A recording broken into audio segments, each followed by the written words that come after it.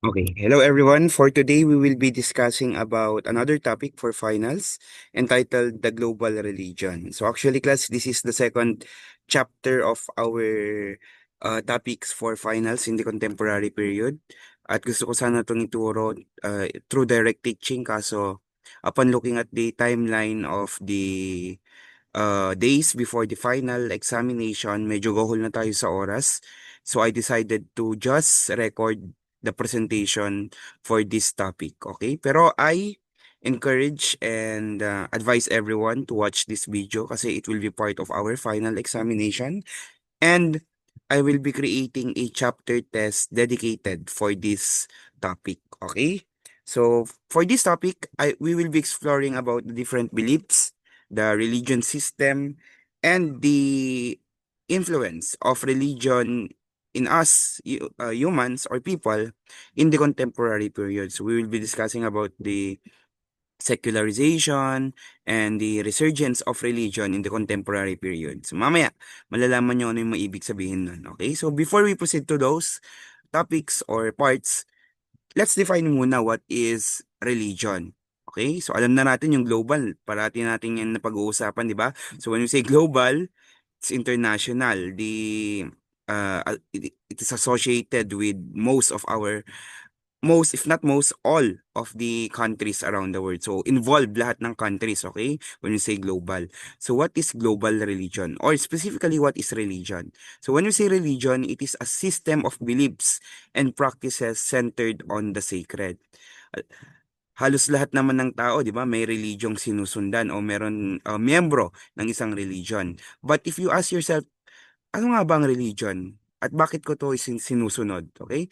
So, as mentioned a while back, religion is a system of beliefs. When you say system, it is an organized set of beliefs and practices in an organization, which is the religion. Okay? So, when you say organized way, um, yung mga beliefs and practices ng isang religion ay maayos na ipinapatupad ng mga religious leaders, which of course in different religion magkakaiba naman ng religious leaders, as you can see in the graph, I mean the illustration sa slide. Okay, so sa Catholic may priest, sa Buddhism may mga monks, and many more. Okay, so in each religion, iba-iba sila ng set of beliefs and set of practices. And these beliefs and practices help unite people into a shared moral community. When you say shared moral community, sa isang religion kasi, yung mga magkakamiyembro, sila yung may similar ng pinaniniwalaan at saka yung moral standard na sinusunod nila ay iisa o similar. Like for Catholic, our moral standard is based on the teaching of the Bible. So all the morality, the values that we follow is based on the Bible. So we shared similar moral standard. Ganun din yung dun sa ibang mga religion. So the Buddhists are following the teaching of Buddha. The Muslim follows the teaching of the Quran or the teaching of Allah, and so on and so forth. Okay, so that is religion. So religion connects people through shared beliefs, values, rituals, sacred symbol, and moral codes that provide them meaning to life and guide behavior. So sabi nga natin kanina, pag magkaparehas kayo ng religion ng isang tao, typically this is the way for you to be connected and to be ano ba this is the way that people are connected to each other because they are believing to a similar values, similar, they do similar practices, they have the same beliefs, they do the same rituals, they believe in the teaching of their religious leaders, and they follow this similar moral codes, okay, na provided by their religious literatures, yung mga libro nila or yung mga writings ng religion nila. Okay? So, actually, religion provides us meaning to life. Isa yung religion na nagbibigay sa atin ng kahulugan ng buhay, kung bakit tayo nabubuhay sa mundong to, o ano yung purpose natin, why we are living, okay? So, religion actually tells us kung bakit tayo bumabangon sa araw-araw. And for them, or for the religion, it is to, we are living because we are, I mean, we are living because, um, we are living because we are.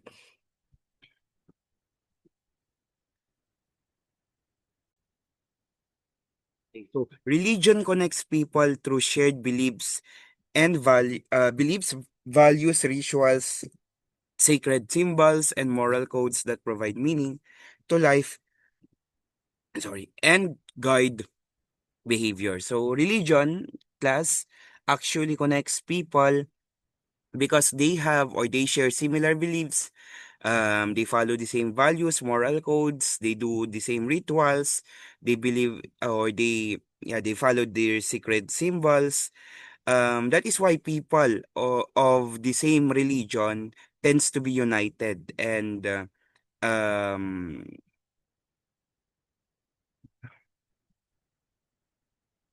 Rigat ah. Okay. So, religion connects people through shared beliefs, values, rituals, sacred symbol, and moral codes that provide meaning to life and guide behavior. So, religion connects people. Kasi nga, sabi nga natin kanina, people or members of a religion shared similar beliefs. They follow the same values. They do the same rituals, practices. They use sacred symbols. And yung standard nila ng morality ay magkaparehas. So dahil magkakaparehas sila ng pinaniniwalaan, syempre they tend to be united and they tend to be um, more connected than the other religion. Okay? So, yung mga Katolik, parehas na Katolik, sila yung nagkakasundo kaysa yung Katolik tsaka Muslim, Katolik tsaka INC and many more. Okay? So, religion actually provide us the meaning to life. So, religion give us the answer why we are here in on earth. Bakit tayo nabubuhay? What is the purpose of our life? So religion provide us the answer. So in each religion, iba-iba yung sagot nila on what is the purpose of life. Pero iisa lang yung ginagawa ng religion. They guide us on how to behave properly in our society.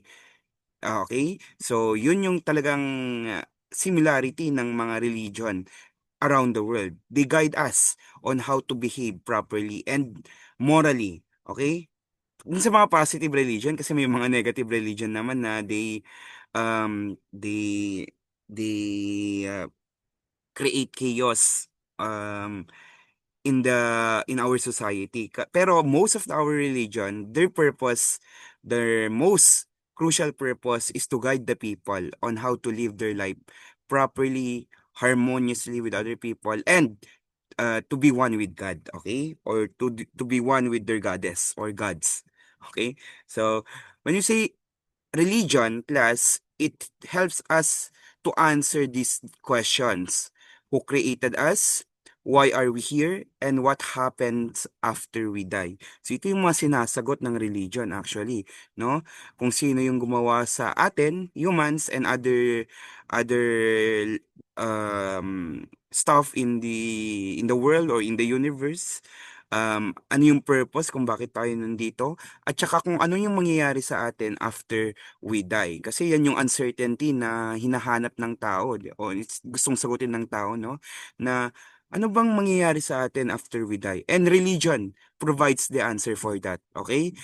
Again, different religions, different answers yung they provide. For example, for Catholic, we either go to heaven or to hell or to the purgatory.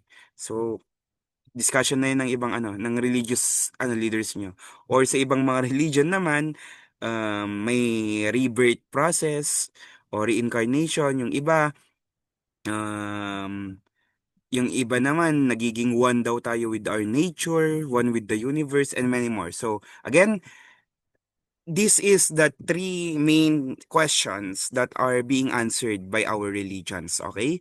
So, let's proceed with the etymology of religion. Saan ba nanggaling yung salitang religion? So, actually, class, religion came from the word eligare, which means to bind or to connect. So, religion binds people to God or to the divine and to one another as a faith community. So, hindi lang pinag-iisa ng religion ang tao sa Diyos, kundi pinag-iisa niya din ang buong community ng isang religion. Okay? So, when you say religion, it is to bind or to connect with God and to connect with your fellow churchmate, to connect with your fellow members of your religion. Okay? So, that is religion in a nutshell. Okay? So, religion in society. So religion influences many parts of society, including our laws, our morals, politics, culture, and education. Napakatagal na ng religion sa mundo.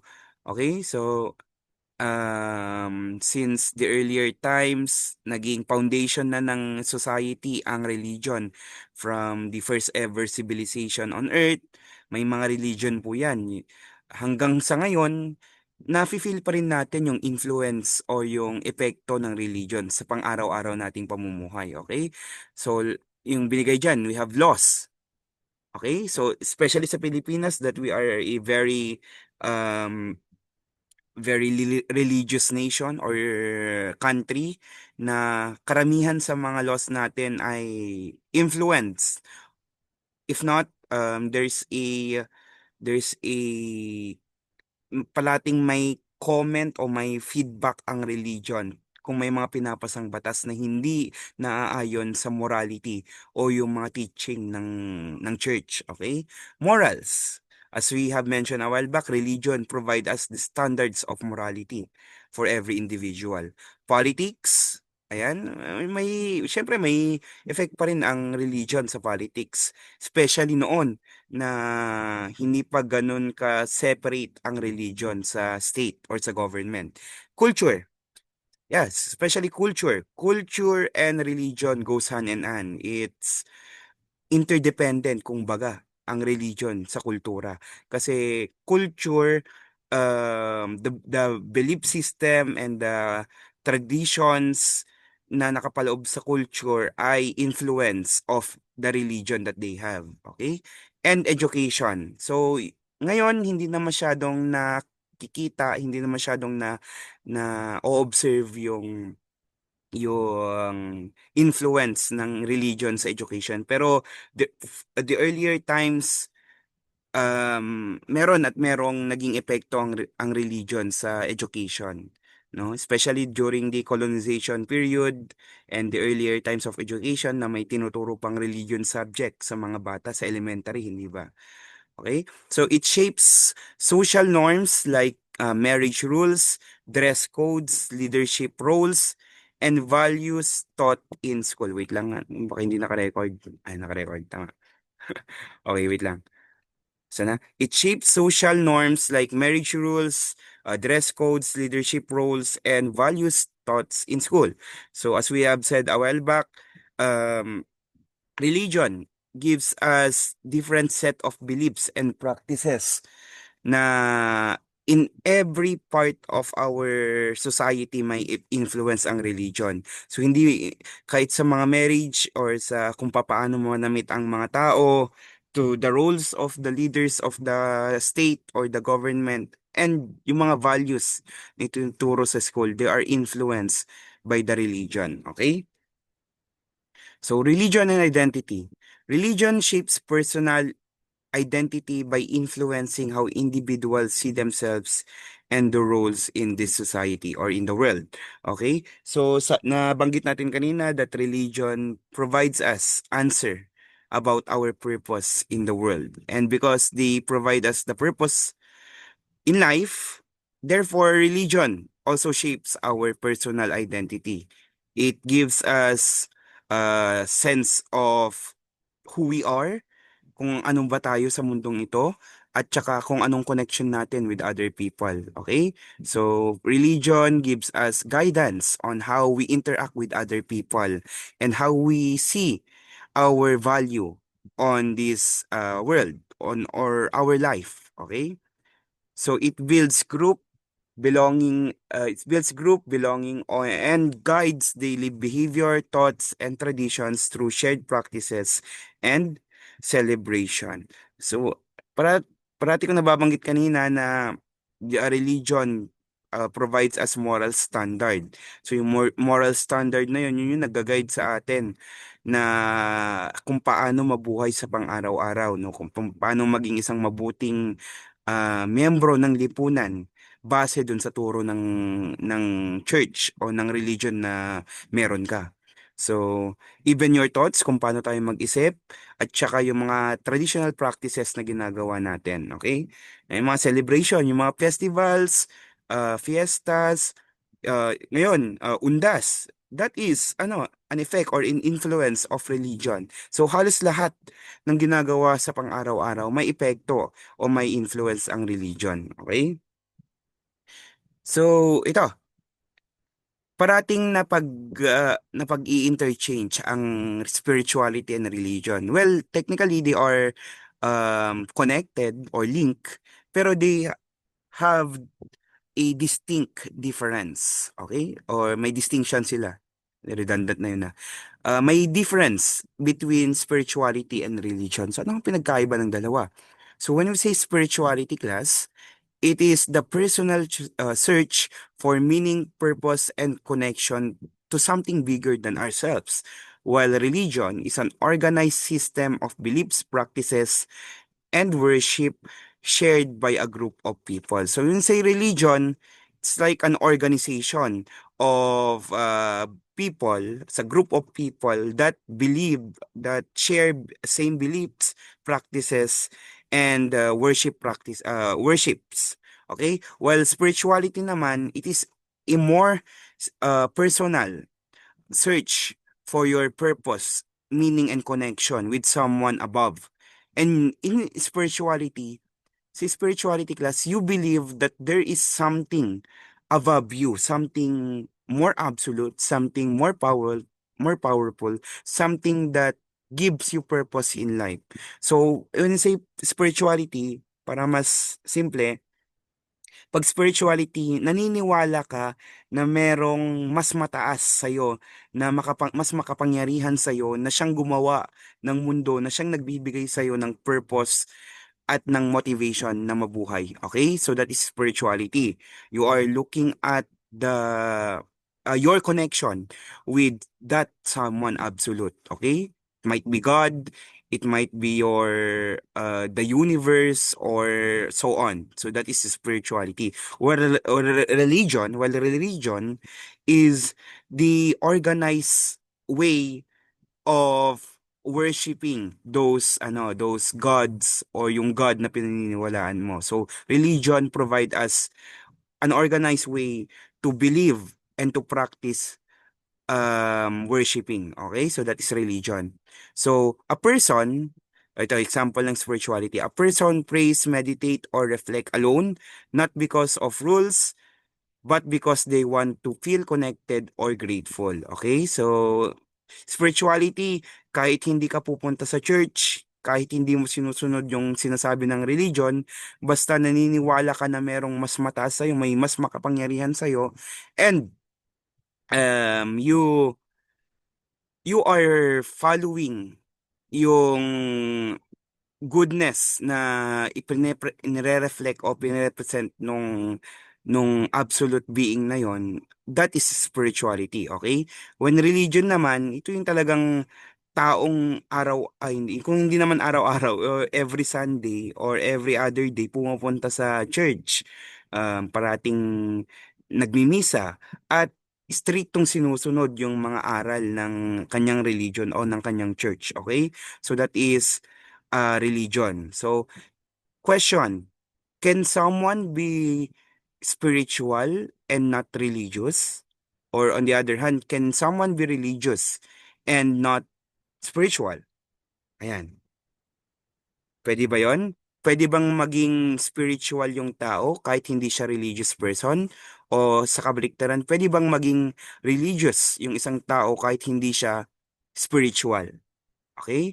So, para makita kung talagang nanonood kayo o pinanood nyo itong video, kindly please comment on on the comment section dito yung sagot ninyo o yung opinion nyo, yung argument nyo about my question na can someone be spiritual and not be religious? Or can someone be religious and not be spiritual? Pwede bang maging religious yung isang tao kahit hindi siya spiritual? Okay? So next, let's continue. May nakaharang.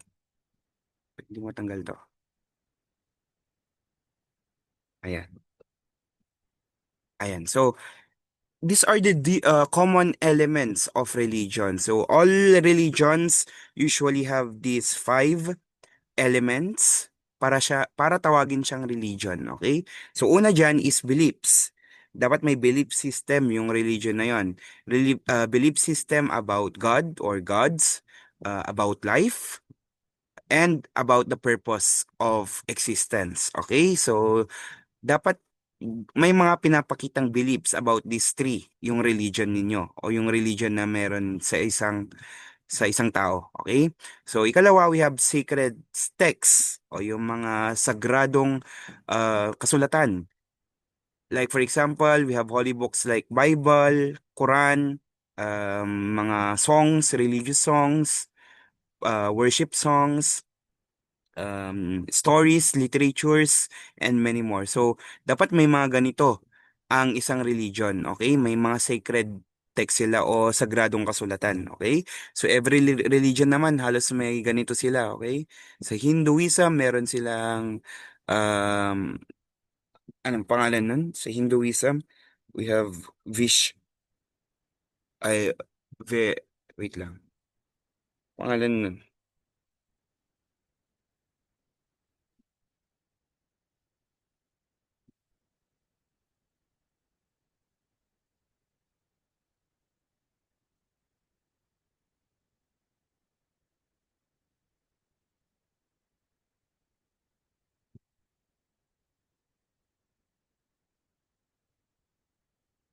Okay. So, next one, we have rituals. So, dapat merong silang sinusunod na mga rituals like prayers, ceremonies, or festivals, or celebrations. We also have here moral rules, yung morality or moral standards na sinusunod nila base dun sa teaching ng religion. So, moral rules actually guides us what is right or wrong na pwedeng gawin at hindi dapat pwedeng gawin ng isang miyembro ng religion. And lastly, ang isang religion ay dapat may community or may mga miyembro dapat yung religion na yon. So people who shared the same faith or the share belief system with other people. So this five makes a religion. Okay? Kaya sila tinawag na religion because they have these five elements of religion. Now, in our global religions class, there are a total of 4,300 distinct religions of the world that is based on adherents. Okay, so in the current era na lang, there are 4,300 distinct religions.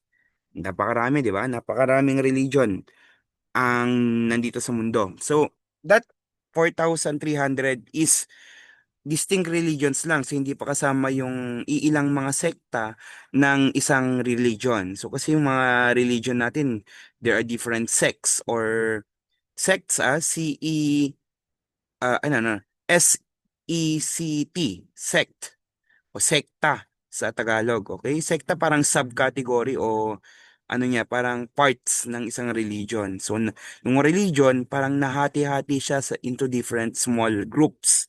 Those are sects. Okay? Those are sects.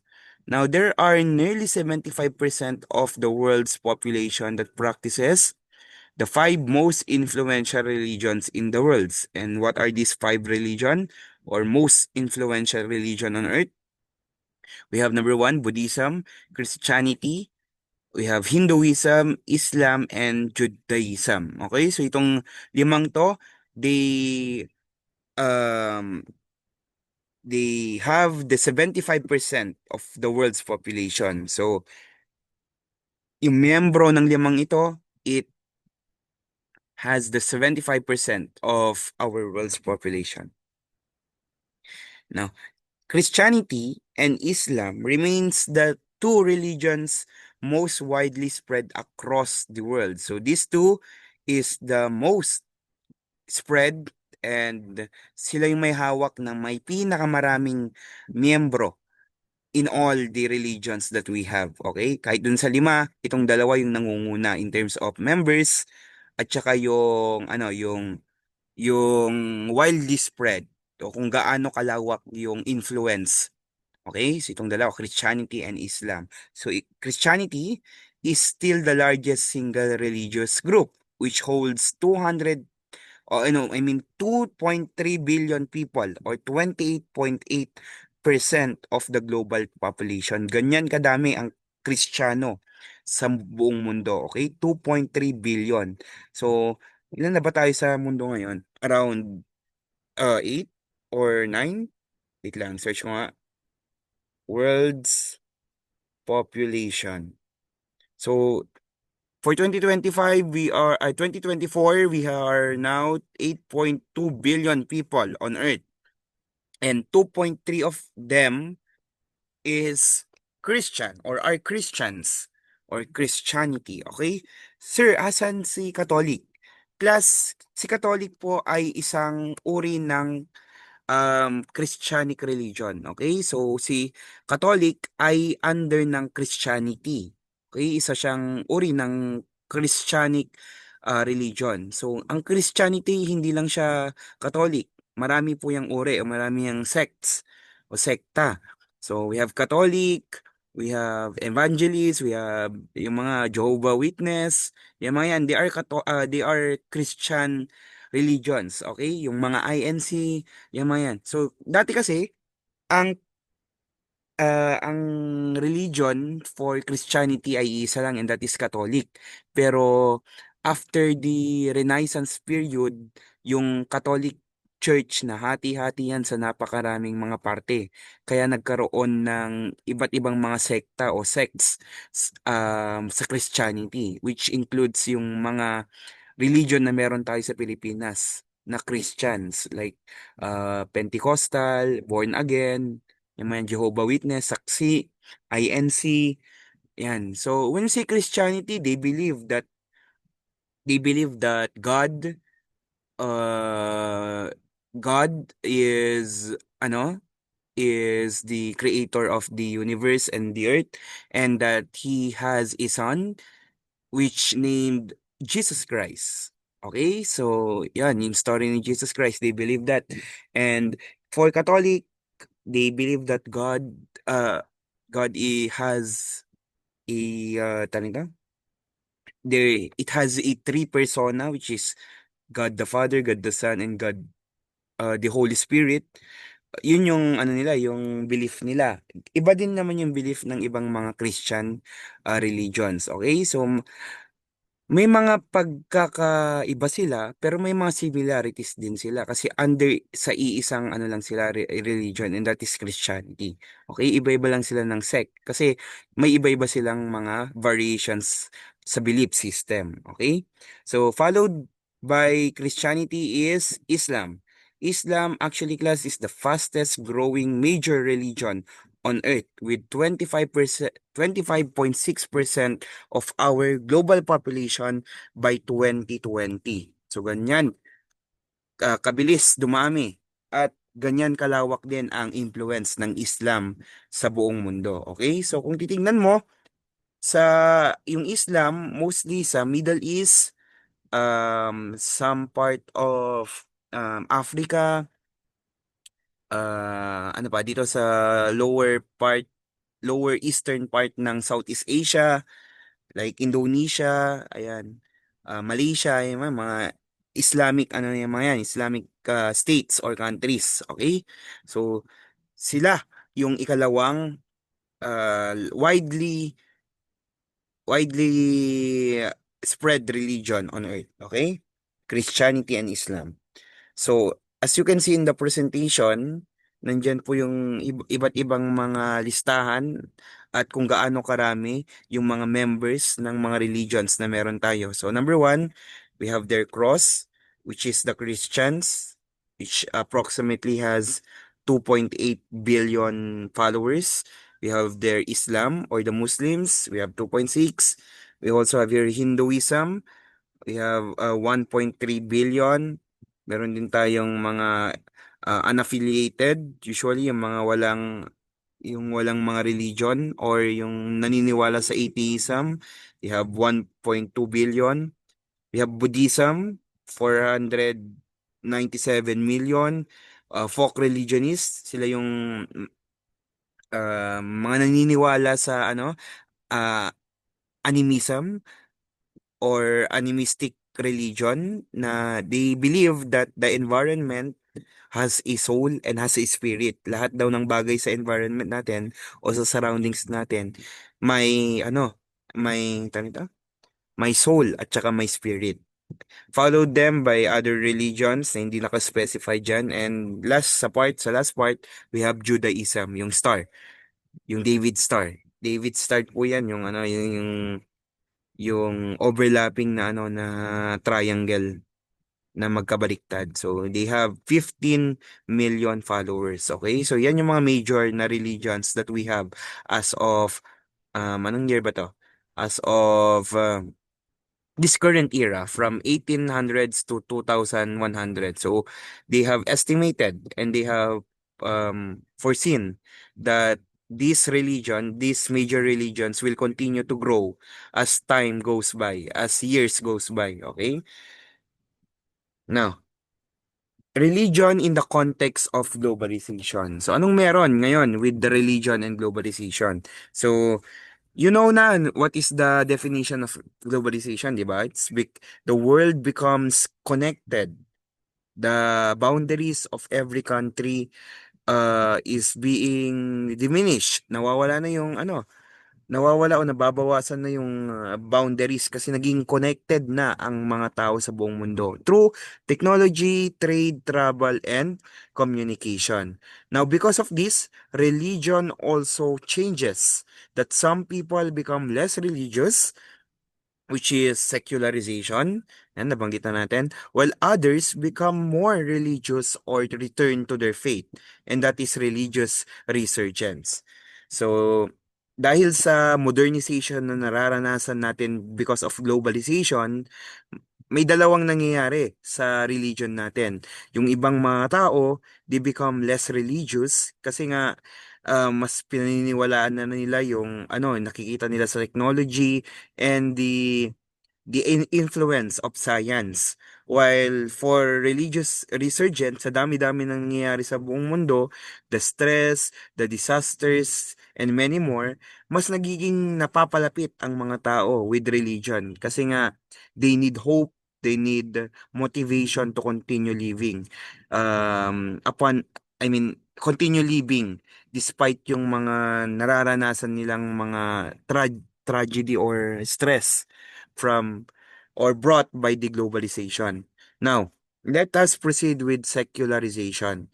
So, secularization is the consequence of modernization. So, when say modernization, nagiging modernized na lahat in our society because of globalization. So when we say secularization, it means the weakening of religious influence on people's lives, society, and government. Secularization means the decline of religious influence in society as people become more focused on science, logic, and personal choice. As I have mentioned kanina, because of globalization, mas na-expose ang tao in terms of science, in terms of logic, and in terms of liberalization o yung pagiging free nila from the control of religion. So dahil dito, mas napapalayo ang loob ng tao sa religion. Kasi nga every time na may tatanong sila about something, they do not consult religion anymore. They consult science because science provide more logic, explanation, more more realistic explanation about these events na nangyayari sa buhay-buhay nila, which religion ay hindi na ibibigay ng maayos, okay? Ito yung mga example ng secularization na nangyayari because of globalization. So in many countries, pure people attend church or join religious activities regularly. So some churches, especially in Europe, sa kontinente ng Europe, they are started closing kasi nga paonti ng pakonti yung kanilang miyembro. And they may still believe in God, people may still believe in God, but they don't actively practice their religion. So, na-define na natin kanina, di ba? And this act is called spirituality or being spiritual. Na you don't need to be religious, you don't need to attend church just to have connection with God. Okay? Pwede kang mag-pray inside your house or anywhere and not attend church anymore, not attend mass anymore, okay? Kasi nga connection with God is personal and not through organizational pattern. Hindi mo kailangan na kumausap ng pare para magkaroon ka ng connection with God. Kasi relationship with God is personal. Yun yung yung idea ng spirituality. At yun yung sinusunod ng mga tao ngayon as a consequence of globalization. Okay? Kaya nagkakaroon ng secularization. Now, people used to rely on religion to explain everything, as I have mentioned a while back. Like, for example, kung may sickness, kung yung weather, bakit ganito, bakit ganyan, yung disaster, bakit tayo nagkakaroon ng disaster.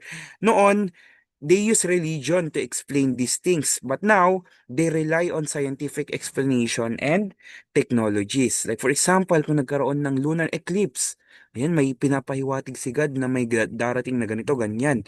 Pero nowadays, hindi na masyadong pinaniniwalaan ng mga tao yan because the science gives gives us explanation, a logical and more realistic explanation why these events or phenomena are occurring. Okay? So, ayan. Yung mga sickness. Di ba? Yung mga sickness. Kung may ganitong mga sakit, nagkaroon ng bukol, nagsusuka, sabi natin, ay, binarang ka, kinulam ka. Pero ngayon, they are explaining this sickness because of scientific evidences or mga scientific arguments. Like for example, nagkaroon ka ng ganitong sakit kasi nga na-expose ka sa ganito, may pollution sa ganito ganyan.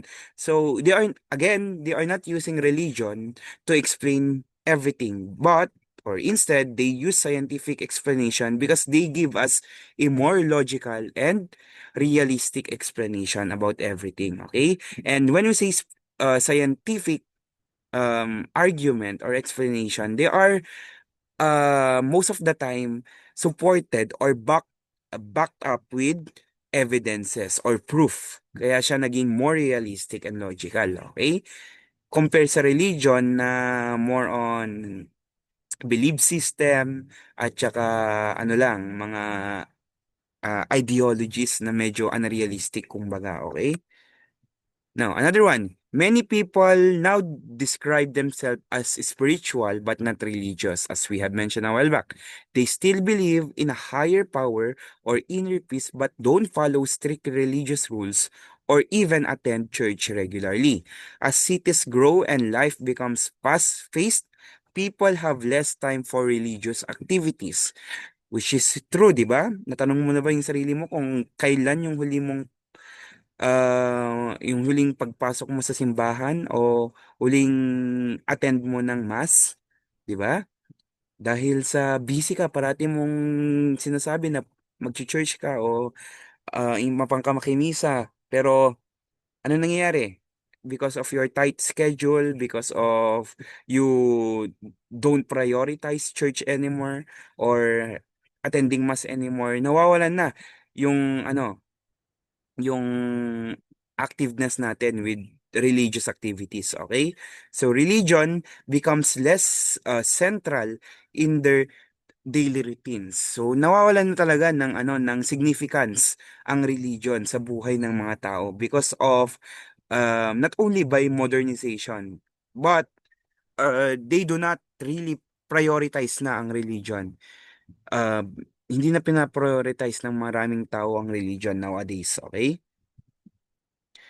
Another one, globalization exposes people to different cultures and religions, making them more open-minded. So, hindi na lang sila nakasen ang globalization, it gave us an open passage to explore the different options that we can have on earth or on the world. Okay, hindi na lang iisang religion yung nakikita natin, but because of globalization, na-expose tayo with different religions and belief system na ay mas maganda yung practices nila sa ganitong religion, kaya dito ako sasali, 'di ba? Yung mga ano naman, 'di ba? Yung mga INC naman, hindi naman INC. Yung mga original na INC, hindi naman INC yung kanilang naunang religion. But their parents or themselves, sila mismo ay dating mga kabilang sa ibang mga religions at nakumbinsi lang sila because of the influence of other people, which of course globalization has an influence or effect on that, okay? A classroom may have Catholics, Muslim, and non-religious students studying together. People celebrate different religious holidays together, like Christmas, Ramadan, or Diwali. So, yung sinasabi lang dito, because of globalization, nagiging diverse na ang society natin. That even in classroom, hindi lang iisang religion o hindi lang iisang religious group yung nag-aaral doon. So it's a diversity of different cultural and religious beliefs. May Catholic, may Muslim, may Kristiyano, may uh, um, born again, may mga iba't ibang mga sekta ng Christianity ang nasa iisang lugar o nasa iisang classroom, and they do not dominate one another, but they are studying together, they are living together peacefully and harmoniously. Okay, so yun yung isang epekto ng globalization in terms of diversity of religion. Now, even if hindi ka Kristiyano o hindi ka Katolik, you are also celebrating Christmas. You are also celebrating with Ramadan and Diwali, 'di ba? Minsan napipilitan tayo or I mean na- nakiki-celebrate tayo sa mga religion, sa mga celebrations ng ibang mga religion kasi it is part of our society. It is a mandate of our social convention with other people. To be harmonious with other people, we tend to celebrate their celebrations also. 'Di ba? To impose diversity on our society, we tend to celebrate yung mga celebrations nila or festivities nila na hindi naman natin pinaniniwalaan. Okay? So, for example, 'di ba, yung mga hindi naman tayo Muslim pero wala tayong pasok during Eid al-Fitr o Eid al-Adha. Kasi nga, our government mandates that to impose social harmony and diversity and inclusion to our brothers and sisters na Muslim, they also suspended or canceled classes and work during this Muslim celebration as a respect for their religion. Kasi ganun din yung ginagawa ng gobyerno kapag may celebration ang mga Katolik o ang mga Christian. Like for example, ngayon, All Saints Day at All Souls Day, walang pasok. Pag Christmas, may Christmas break tayo. Pag Holy Week, suspended pa rin ang klase, hindi ba?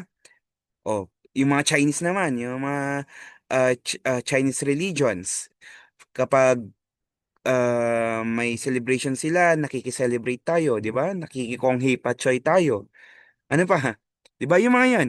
So, for us to have a social harmony and diversity, na we tend to celebrate religion na hindi naman natin I mean celebration na hindi naman natin hindi naman saklaw ng ating religion, okay? So some families are interfaith, like one Christian parent and one Muslim parent, 'di ba? So sa isang family, dati napaka-stricto pa na kung ano yung religion ng parents mo, dapat ganun din yung religion mo. Pero ngayon, tignan natin.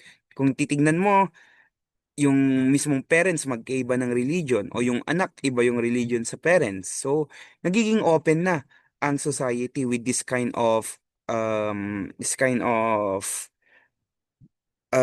system na meron tayo ngayon. That is because of globalization again. Isisi natin lahat sa globalization. Kasi nga, globalization open us with technology, with communication, and with everything that we have today.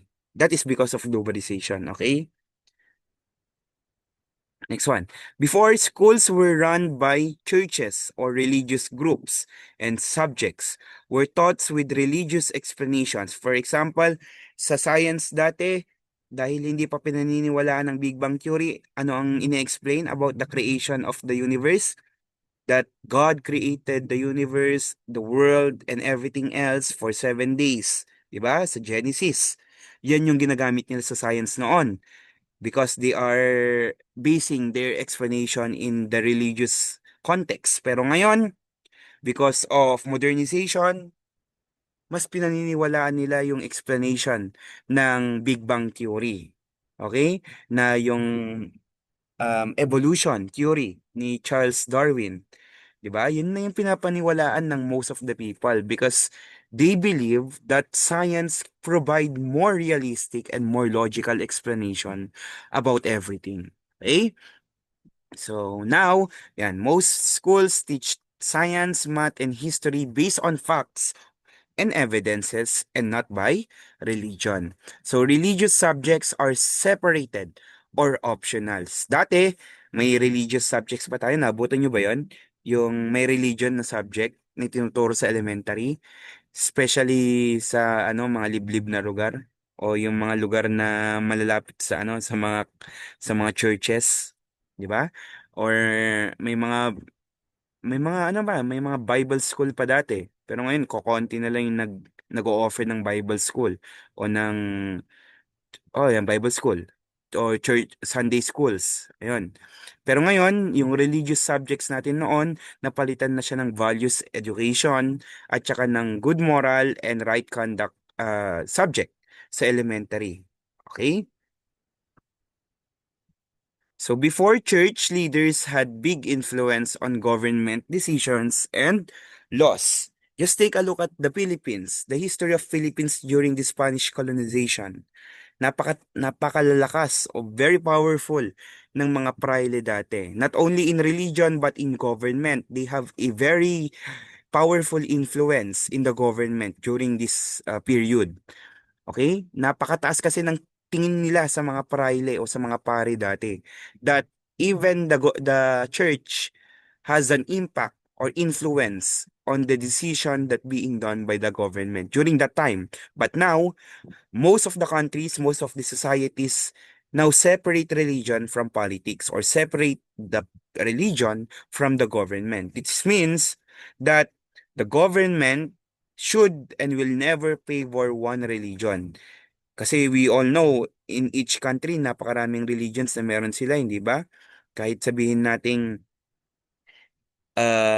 dominante yung isang religion, meron pa ring religion. And most of the societies follow this kind of setup na separate dapat ang religion sa church. I mean, religion sa government, okay? Sa Pilipinas, nakasaad sa ating saligang batas, sa ating 1987 Philippine Constitution, Article 2, Section 6, it says there that the separation of church and the state should be inviolable. It means the state should not be favor on one religion or in any religion, and the church should not influence or hindi dapat mag-intervene ang church sa mga ginagawa ng state or ng gobyerno. Okay? So ganun yung sinasaad ng ating konstitusyon on the separation of church and state. Especially sa paggawa ng batas, dapat hindi iniimpluwensyahan ng religion ang mga batas na ginagawa ng ating estado, ng ating gobyerno, ng Senado o ng Kongreso. Okay? So yan yung pinapakita. So, pero in reality, especially sa Philippines, hindi maalis-alis ang epekto o ang influence ng religion kasi napaka-religious ng ating bansa. Okay? At ang ating kultura ay directly connected sa gobyerno o sa kahit anong practices or actions na ginagawa ng ating estado. Kaya hindi maipasa-pasa ang divorce law o yung divorce kasi nga ang argument ng mga anti sa divorce bill or divorce law ay yung Bible, which is the ano, 'di ba? The sacredness of marriage, and that the family code din isa ding nagkumukontra sa divorce law. Okay? So ayan, next. Ayan, so yan yung mga example ng secularization. Now we will proceed to the different set of ideas about secularization or the paradigms of secularization. Again, class ha, when we say secularization, ito yung paghina or the weakening of religion or the weakening of the influence of religion in society on people because of modernization, because of globalization. Okay? Una, sa paradigm ay ang paradigm ni Auguste Comte. Okay, ganun daw yung pronunciation. Auguste Comte.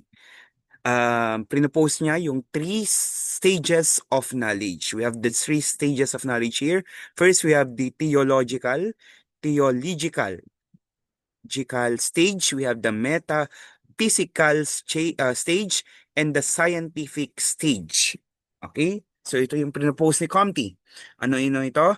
Number one, we have theological state. From the word itself, theology. Ano yung meaning ng theology? Theology.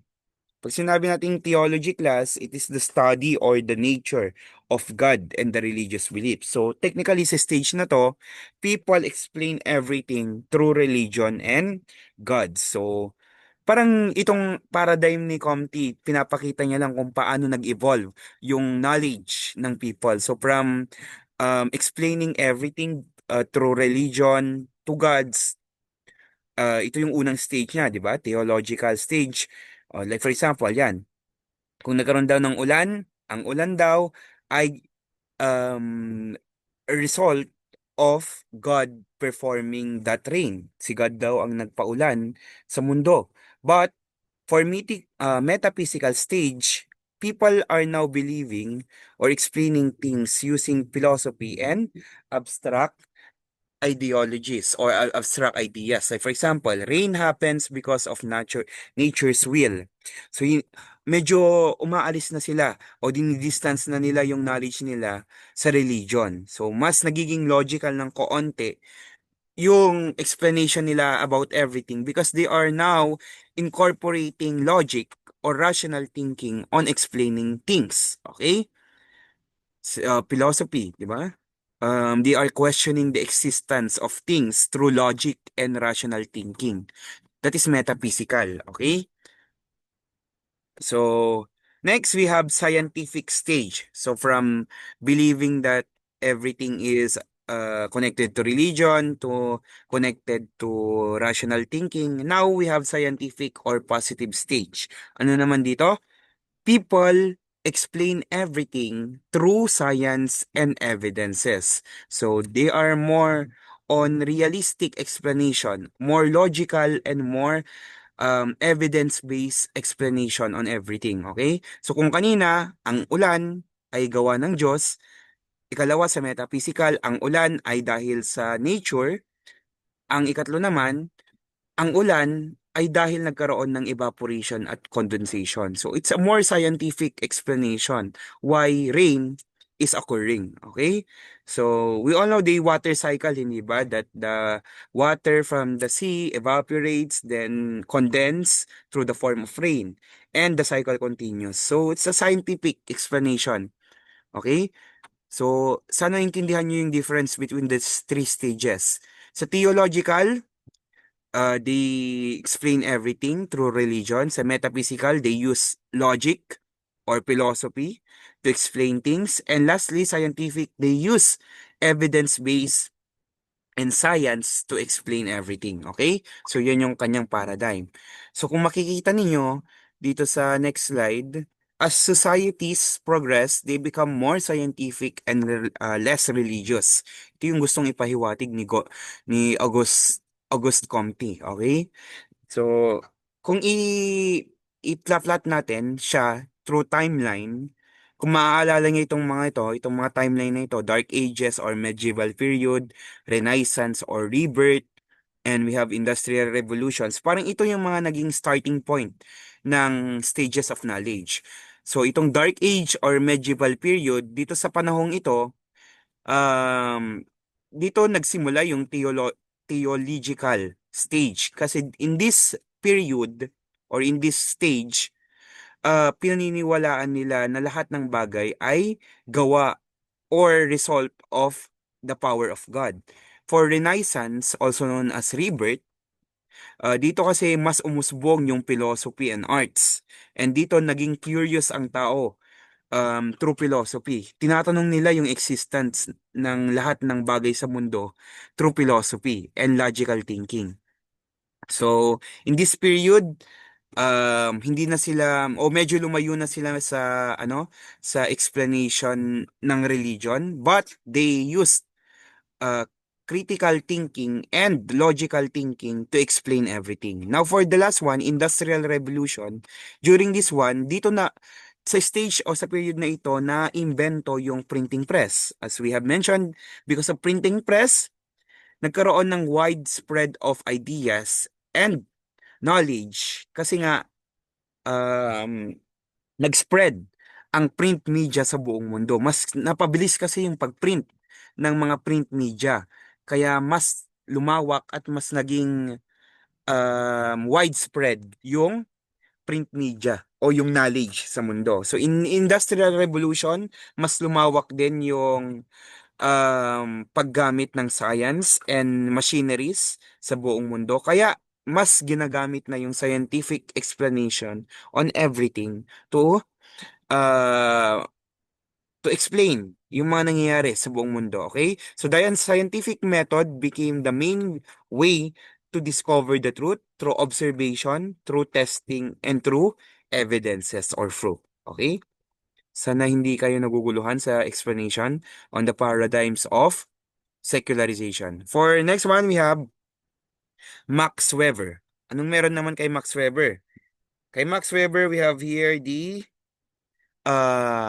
disenchantment of the world. Sabi dito, he argues that men will undergo modernization, which is a process of the disenchantment of the universe with the replacement of bureaucratization, rationalization, and secularization over the magical and metaphysical and the religion or the religious. Anong ibig sabihin ni Max Weber dito? That because of modernization class, nawawalan na ng parang charisma o nawawalan na ng influence yung religion. Kasi nga 'di ba, parang kay Comte rin na habang tumatagal mas pinaniniwalaan ng tao yung science and a more evidence-based arguments about everything rather than believing on magical and religious explanations. Okay, so people no longer see miracles or spirits in everything, but they look for scientific explanation instead. Okay, so yun lang yung point ni Max Weber na because of modernization, parang nawawalan na ng karisma ang religion sa mga tao. Nawawalan na ng influence ang religion kasi nga mas pinaniniwalaan na nila yung mga science-based explanation. Okay? Di ba? Disenchantment o enchantment, 'di ba? Pag sinabi natin enchantment, yung parang magical idea o magical influence of something, enchantment. ba? Pero pag sinabing disenchantment, parang nawawalan na ng magic, nawawalan na ng enchantment yung isang bagay. Yun yung nangyayari sa religion because of modernization. We have Durkheim, and he mentioned here that religion is the social glue or the social glue of the society. So he believed that religion is not just about God or faith, but it is also about the community, the belonging, and shared values. Sabi natin kanina, religion unite or connects people. And that is what Emil Durkheim is pointing here. That religion is not just about knowing and connecting with God, but it is a way for people to be connected with other people, to form a community of people that shares the same belief, same tradition, same practices, um, same belongings, and tsaka same values na pinaniniwalaan. Okay? So Durkheim said religion acts like a glue that holds the society together. So he believes that religion unites the people because may similar beliefs nga 'di ba sila, 'di ba? May similar practices silang sinusunod. Kaya sila yung nagkakasundo. That makes religion as a glue because it unites people.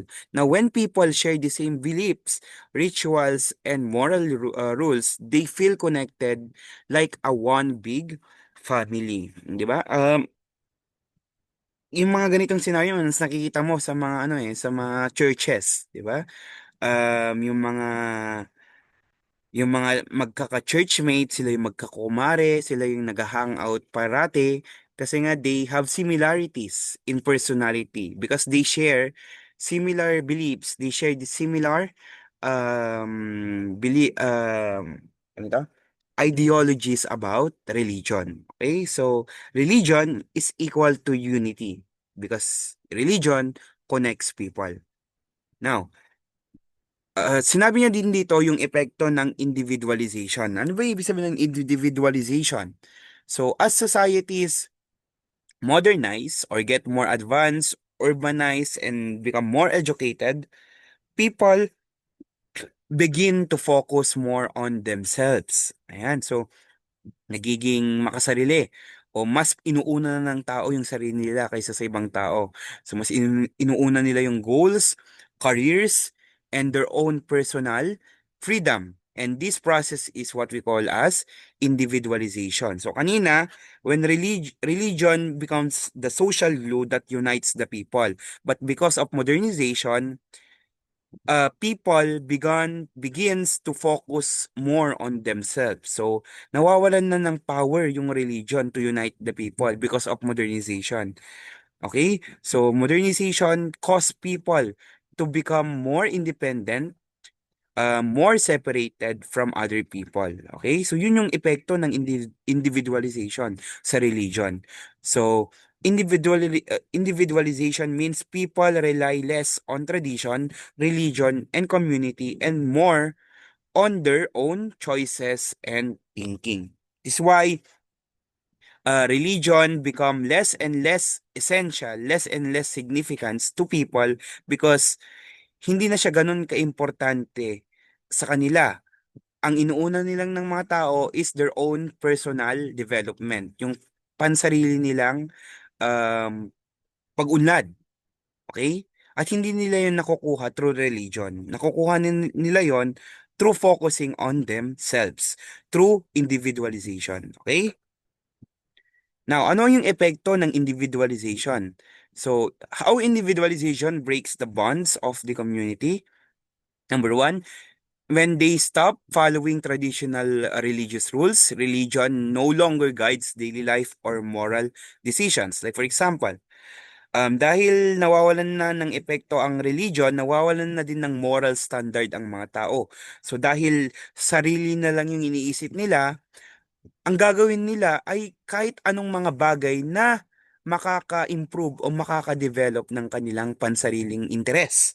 So, dahil wala ng religion na nag-guide sa kanila, yung mga ginagawa nila kahit mali, ganun pa rin yung ginagawa nila kasi nga mas nakafocus na sila sa pansarili nilang kapakanan, sa pansarili nilang development. Like for example, in our government na lang, so because people become less and less religious, mas hindi na nagiging takot ang mga tao na magnakaw, na magsinungaling, na manloko ng ibang tao kasi wala nang religion na nagga-guide sa kanila. Wala nang moral standard na nagga-guide sa tao para gumawa ng mabuti. Okay? Kasi nakafocus na lang sila sa pag-improve ng kanilang sarili. Naintindihan ba? Oh, para akong tanga na nagtatanong dito. Next, number two, the focus on personal success and self-expression. So what is right for me becomes more important than what's right for us. So again, parang nagiging selfish na yung mga tao at mas inuuna na lang nila yung pansarili nilang interes kaysa sa ibang tao. That is one example or one effect of individualization. And lastly, they lose a sense of belonging. So community ties become less and people feel more alone and more disconnected. Kaya kung mapapansin nyo class, sino yung mga taong madaling nade-depress, madaling nagiging sad? Ay sila yung mga tao na hindi nakikisali sa religious activities o wala silang spiritual connection with God and with other people. Madali silang nagbre-breakdown or nawawalan ng kumpiyansa sa sarili kasi nga mas lumayo na yung kanilang sense of belonging kasi nga humiwalay na sila with the religion. Okay? Nagigets niyo ba? Um, Naging epekto na ng individualization yung um, pag-weak ng community ties which makes people more gullible or more affected with depression and other types of sadness. Ganong scenario. Okay? So Durkheim warned that when religion weakens and people become too focused on themselves, societies can face anomie. What do you mean by anomie? It's a state of normlessness and moral confusion. People don't know what is right or wrong anymore. So kung nawala na o humina na ang religion, hihina din yung moral standard na sinusunod ng mga tao. That makes our society a normlessness and people will be confused on what is right and what is wrong. Kasi wala ng religion na nagga-guide sa kanila to do right and to not do the wrong things. Okay? Another one, we have Karl Marx. I think this is the last paradigm for secularization. Okay? Karl Marx, actually, class, he is the father of communism, if I'm not mistaken. And he believes that religion is the opium of the people. Familiar ba kayo sa term na opium? Class, opium actually is like a marijuana. It's a type of drug plant. It's a plant that it is considered also is as illegal drugs because one effect of taking or consuming opium is it makes people feel calm or forget pain. Like painkiller, nagiging niya. So para siyang marijuana actually. It's a drug. And Marx used this as a metaphor for religion that religion comforts people who suffer, but it also keeps them from fighting back against injustice. So parang ang religion nagiging painkiller na ng mga tao because people tend to go to their religion to ano yung term nila to go to their religion every time na makaka-face sila ng challenges or ng mga experiences na hindi nila kayang matake o hindi nila kayang ma-bear. Okay? So, nagko-consult sila sa religion nila. Kasi ang religion nagbibigay yan ng hope at ng motivation in life, di ba? So, religion give us the hope to continue live to continue living and to make ourselves feel better. Kasi nga, we believe that God will give us a way to make ourselves or make our life become um, more better. Mali yan. More, more better is very redundant. To become better and less suffering. Parang ganun yung, ano, yung ideology niya. And he used that. He used religion um, or he used opium to compare religion as a painkiller for the people. So religion gives people hope and peace when they are suffering, but it can also make them accept their situation instead of changing it. Like for example, sa isang opisina, may isang taon o may isang empleyado na nakakaranas ng pang-aabuso o ng maltreatment from his superior. So instead of magreklamo, instead of mag-file ng complaint, anong ginagawa ng taong yon? Because he is a religious person, nagdadasal na lang siya na I hope this coming few days that my boss will ganito ganyan, that um, magiging better din yung situation ko sa work. So parang nagiging pampalubag loob yung religion. And they make religion as a way for them to feel to feel better and to feel better about their situation, 'di ba? So parang ginagawa nilang way 'yon or is a door, a passage to escape the suffering that they are experiencing. Na instead na magreklamo, mas pinipili na lang nilang magdasal at ipaubaya yung nararanasan nilang maltreatment o abuse sa Diyos. Okay? Parang ganun yung point ni Karl Marx. Another one, kung yung isang tao mahirap or nakaranas siya ng kahirapan o ano ba, yun na lang, yung part, yung example ko na lang yun. Yung taong yun, nakakaranas ng kahirapan, na instead na magpursige sa buhay, na instead na gumawa ng paraan para makaraos at maging isang mayaman na tao, anong ginagawa ng taong yun as a religious person? Nagdadasal siya, pinapaubayin niya sa Diyos na sana sa susunod na buhay, in another life or in the future, mabiyayaan kami ng ganito, ganyan. Pero wala namang ginagawa yung taong yon. He is just dependent to God without doing his part to strive for more. Ano mo yung idea na isa Diyos na lang yan na doon ngayon ang galing yung yung idea ng mga Pilipino na yung bahala na habit natin. Isinasadyos na lang natin yung mga nangyayari without us doing something about that thing or with that situation that we have. Okay? So, ang nangyayari dyan, class, is imbis na gumawa tayo ng paraan para ma-improve natin yung sitwasyon o yung experience na nararanasan natin, ang ginagawa natin is we become dependent with God. We become dependent with our religion. Na we believe that if we pray, everything will go away. Everything will become better.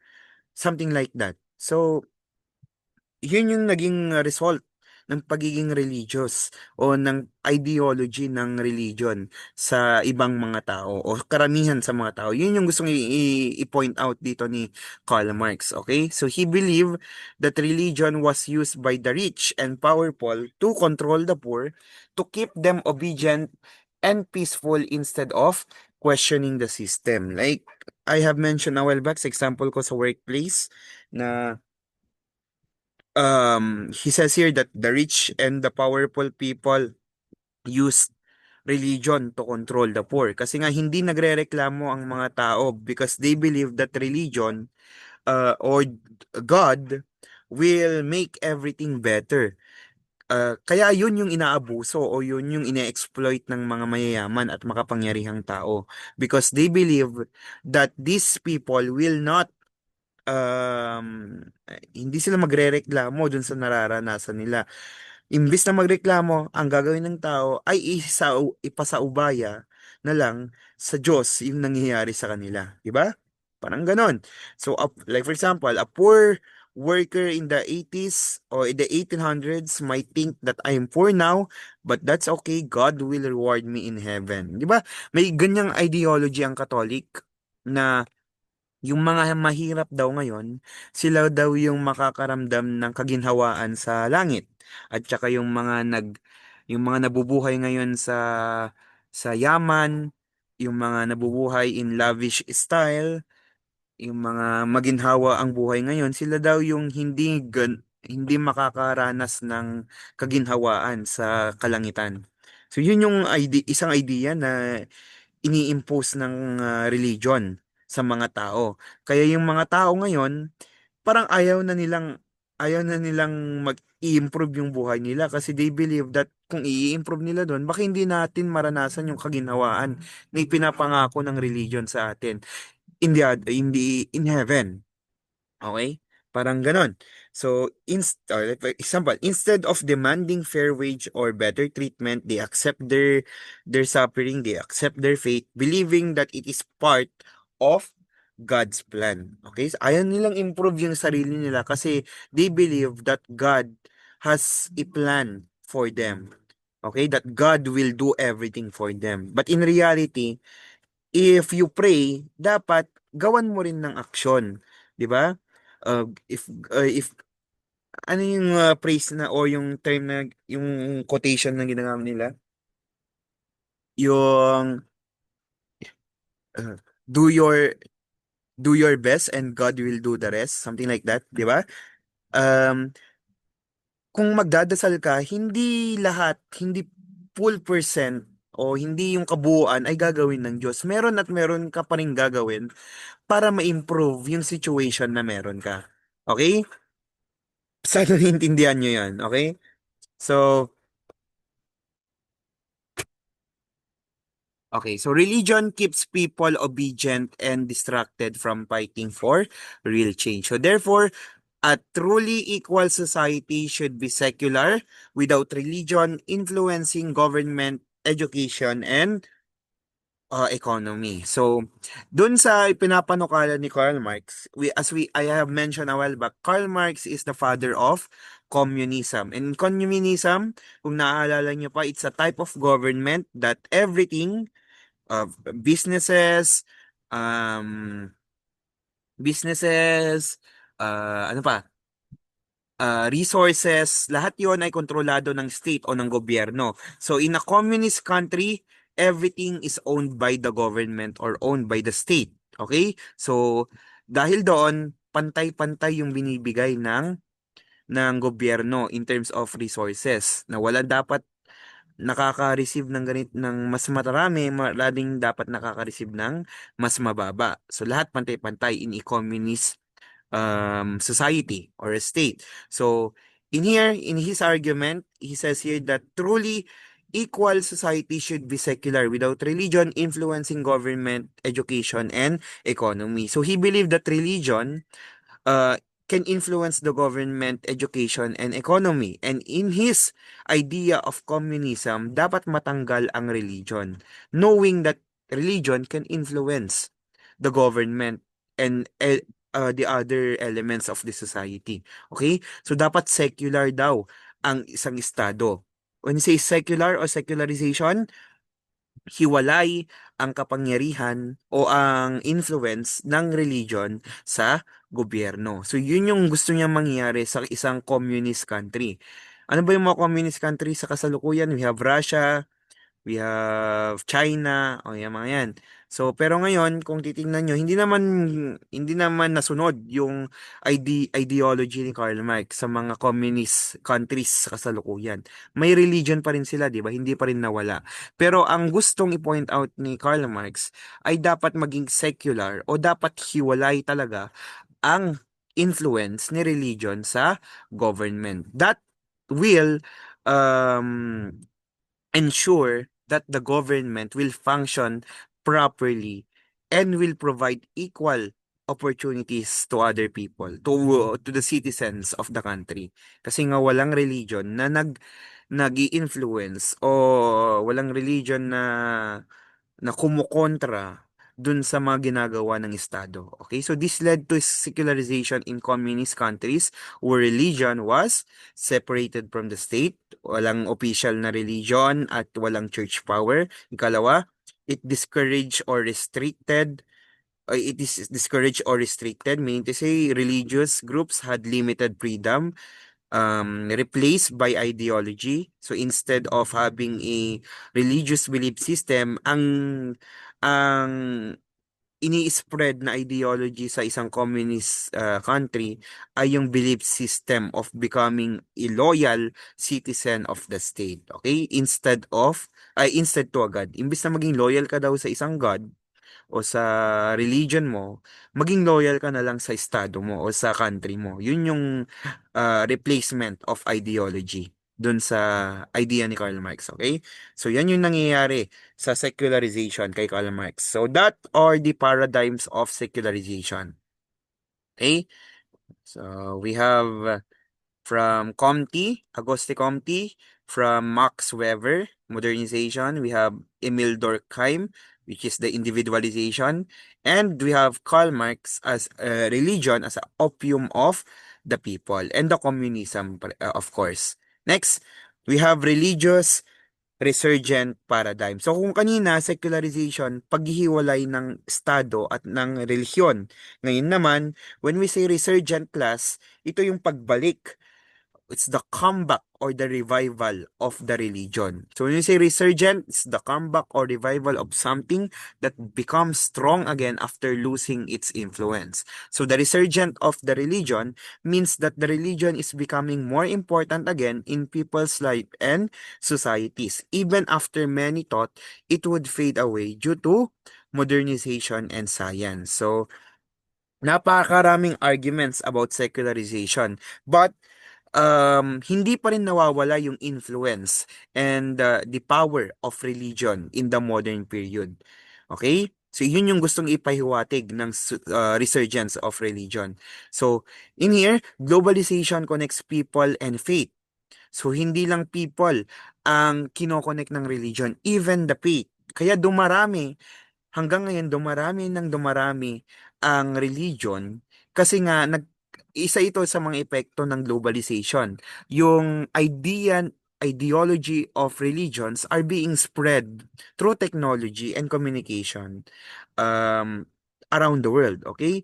So, hindi naman natin malalaman na may ganito palang specific na religion sa isang country kung hindi natin nakita sa ating mga technologies and the like.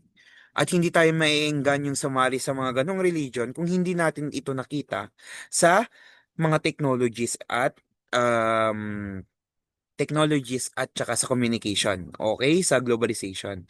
Ang gusto ko lang ipahiwatig dito, class, that because of globalization, because of the rise of technology and communication, mas naging exposed tayo at naging aware tayo sa iba't ibang religion na meron sa buong mundo. Okay?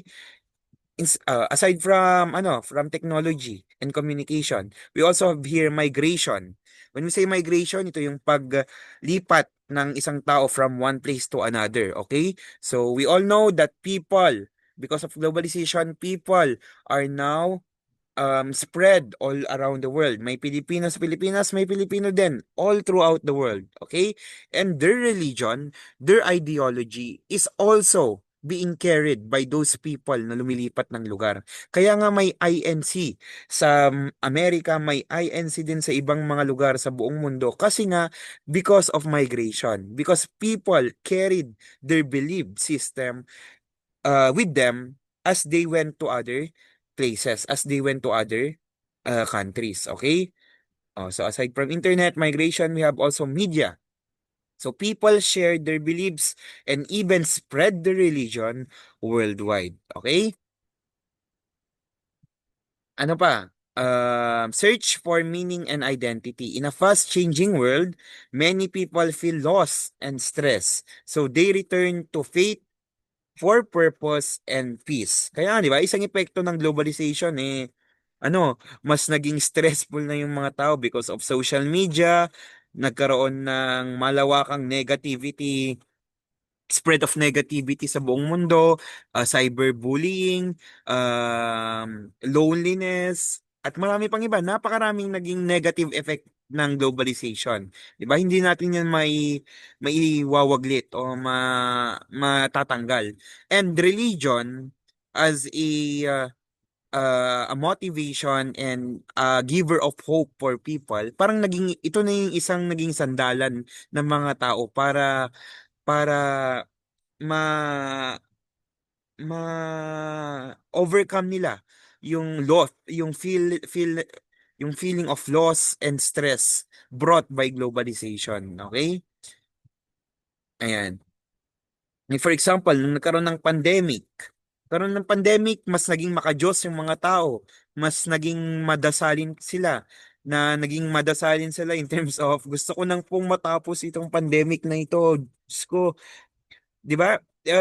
They prayed, kahit yung mga Gen Z nag-share ng mga Bible posts, ng mga religious posts kasi nga na-stress na sila dahil sa sobrang tagal ng restriction during the pandemic. Ayun. So parang napapalapit ang mga tao sa religion because of the result of globalization. Another one, social and political influence. Religion remains a strong force in shaping laws, politics, and moral issues, like in abortion, education, and marriage. In abortion, kaya tayo may abortion kasi nga isa ito sa naging influence ng religion. Di ba? Kaya ang hirap-hirap ipasa dati ang Reproductive Health Bill o yung Responsible Parenthood at saka Reproductive Bill sa Pilipinas kasi nga ayaw ng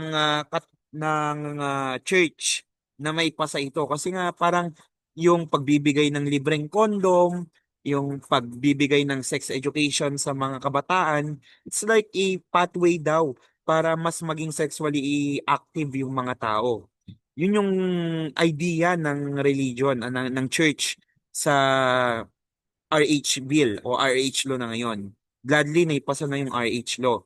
Yung SOGI bill natin, yung SOGI bill hanggang ngayon hindi pa rin naipasa-pasa kasi yung idea of binary gender or two-sex ideology ng church ay nakaka-impluwensya sa pagpasa ng batas na yon. Ano pa? Marami pa. Yung divorce law, as I have mentioned a while back, kaya hindi may pasa-pasa kasi the argument of the contra or the anti-divorce is based on the Bible. Yung argument ng mga congressman is based on the Bible. Ayun. Di ba yung napanood ko, isa nga si Marcoleta sa mga nagtatanggi o isang kumukontra sa divorce law sa bansa. Next one, crisis and uncertainty. Ito na. Nagiging influential ang religion sa maraming tao kasi nga ito yung nagiging sandalan nila tuwing nakakaranas sila ng uncertainty o ng crisis sa buhay nila. So, example, during times of war, pandemic, disaster, or poverty, people turn to prayer and spirituality for hope and security. Okay? So, nagiging sandalan na ng tao ang religion during those uncertain times na kailangan nila ng motivation para magpatuloy sa buhay. Okay? Another one. This is the last one, last paradigm na to para sa topic na ito. We have Samuel Huntington, Clash of Civilization. Meron pa ba?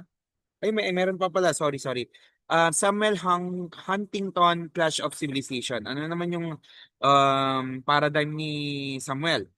Ha- Huntington said that after the Cold War, the biggest conflict in the world would not be about politics or economy, but it's about culture and religion. He believed that religion still plays a powerful role in shaping people's identity, like being Christian, Muslim, or Hindu. So after ng World War, that is around 1990, sabi niya na hindi na daw about politics, about economy, yung magiging sentro ng conflict sa buong mundo. But it will be focused more on culture and religion. Kaya kung makikita nyo, yung mga gera na nangyayari ngayon, it's not about politics or economy. It's about the differences of religion and culture. Like for example, in and Ukraine and Russia, it's about their culture, hindi ba? Na si Ukraine kasi dating part ng Russia at there is a very large or huge similarity in terms of culture between these two countries.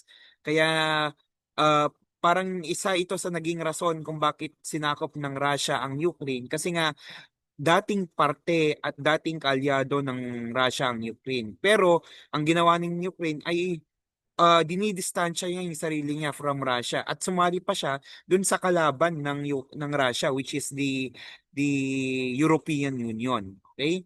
Ano pa, yung nangyayari sa Israel at saka sa Palestine, 'di ba? Ang gera doon ay dahil sa religion, dahil sa pagitan ng Hudyo at ng mga Muslim. Ano pa sa ano pa sa India at saka sa Pakistan, 'di ba? I will die for India. I will die for Pakistan. I will bomb India. Yung video na yon. So that conflict between India and Pakistan is about culture. It's about religion. And it's not about politics or economy. Okay? So kung makikita nyo, most of the conflicts that we have today is based on culture and religion and not politics and economy anymore, which is the idea of Samuel Huntington. Ano pa yung ano pa yung nangyaring bombing sa Twin Tower noong September 11, 2001 o yung 9/11 incident sa Amerika. Sino daw ang bumomba sa World Trade Tower? Ang Al-Qaeda daw na pinamumunahan ni Osama bin Laden, which is in Ukraine. I mean in Iran, 'di ba?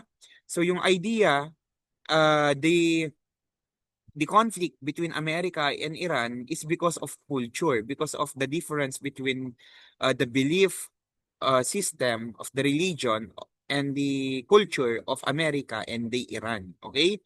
So some world conflicts today are influenced by religious and cultural differences and not just politics. This is the main point of Samuel Huntington. Another one, Pippa Norris and Ronald Inglehart. Last na talaga to, promise. Yung kanilang theory, it is the existential security theory. So anong sinasaad dito? They said religion grows stronger where people feel insecure while where life is hard, unsafe, and uncertain. In richer and safer countries naman, people tend to be less religious. So sabi nila, sa existential security theory, yung mga mahihirap na bansa o yung mga tao na naninirahan sa lugar na hindi sila safe, na hindi uncertain yung kanilang pamumuhay at mahirap yung buhay nila, sila yung mas nagiging religion o religious na mga tao. Habang yung mga tao na naninirahan sa mga mayayaman at ligtas na mga bansa, sila ngayon yung mas nagiging less religious, di ba? Napapansin nyo ba yan sa mga ano, sa like for example in America, 'di ba? Mas nagiging hindi sila masyadong religious kasi nga mas maginhawa yung buhay nila doon at mas safe sila sa bansang iyon. Kaya walang rason para maging religious sila, walang rason para dumepende sila sa Diyos o maging malapit sila sa Diyos, okay? Parang ganun yung yung pinipinpoint dito sa theory na ito. At yung mga nangangailangan sa motivation at sa hope ng religion, sila ngayon yung mga naninirahan sa mga bansa na nakakaranas ng nakararanas ng mga bagay na na mahirap, na hindi ligtas at saka walang kasiguraduhan. Okay? Yan. So, example, in times of war, distress, or poverty, people often turns to prayer and faith for strength, motivation, and hope to continue living. So, Sa existential security theory lang class, ang pinopoint out lang dito, yung mga taong naninirahan sa hindi magandang mga bansa, yung mga bansang naghihirap, hindi ligtas at walang kasiguraduhan ng buhay, sila yung mas nagiging religious o mas umaasa sa sa sa tulong ng Diyos o sa the miracle of of God. Pero yung mga taong naninirahan sa maayos at maginhawang mga bansa, sila yung nagiging less religious at hindi nagiging malapit yung relationship nila with God. Yun lang yung yung pinopoint out sa theory na ito. Okay? So that ends our discussion on the global religions. Okay? Now, question. Do you think religion and the government in the Philippines can work together or should they remain completely separate? What do you think? Do you think ba na pwedeng magsama ang religion at government in terms of politics, in terms of running the country, or should we abide with the constitution that the government and the religion should be or must be separated at all times, must be inviolable o dapat separate talaga ang religion sa government. What do you think, class?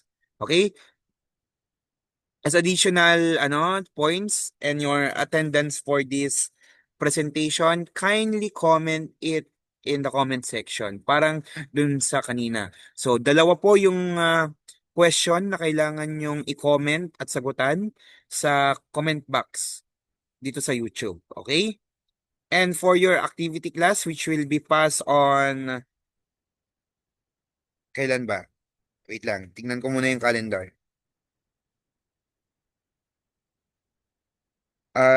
Pass it on November 10. That is Monday. That is Monday, November 10. Okay? So make a matrix about the 10 major religions of the world. By followers to 10 major religions of the world. By followers. So yung 10 o yung top 10 na religion with the highest number of followers in the world using the following parameters. Parameters. We have here founder, the place of origin, kung saan nanggaling yung religion, the main belief, o yung belief system nila, number of members, the current number of members, and contemporary issues about that religion. Okay? For the criteria, accuracy of your information, 20 points, completeness, lahat ng 10 at lahat ng parameters ay naisulat. We have 10 points. Clarity and organization of the output. Maayos ba yung pagkakapresent ng output?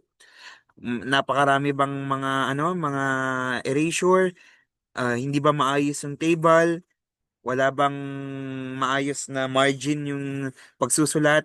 And so on and so forth. That's 10 points. A total of 40 points for this activity. Okay? Napakarami na nating activity para sa subject na ito. So, make sure that you comply kasi ito yung source ng grade ninyo. Okay? Aside from your class standing, itong mga activities ninyo, ito yung sole na source ng inyong grade. Aside from your class standing and of course, aside from your examination. So, this will be the matrix, itsura ng matrix na gagawin nyo. So, just put it in a A4 na lang po tayo, no? A4. So, sir, printed ba? No, write this one, okay? Written po ito, pero sa A4 nyo isusulat. Again na A4. A4 ba o ano na lang? Long bond paper para O sige, long bond paper na lang para mas ma-maximize nyo yung space nung Pero it's your choice na lang. It's either A4 or long paper kung saan kayo mas makakamura at mas maximize nyo yung yung pages of bond paper. Okay? So again, we have the religion, write the religion and also draw the symbol of that religion. So kung Catholic, number one, syempre Catholic, Christianity ang una dyan. Kahit sa ang sources nyo kukunin, Christianity yung number one o top one in terms of followers. So, ang idodraw ninyo dyang symbol niya is cross. Okay, so founder, we have Jesus and the official book. Pakisulat ninyo yung official book, that is Bible. Place of origin, saan nanggaling ang Christianity, basic beliefs and practices, number of members based on the current statistics, at yung mga current contemporary issues na na-experience ng religion na ito. Okay? So, don't forget to write your references kung saan nyo kinuha yung mga informations na isusulat ninyo sa output ninyo. Okay?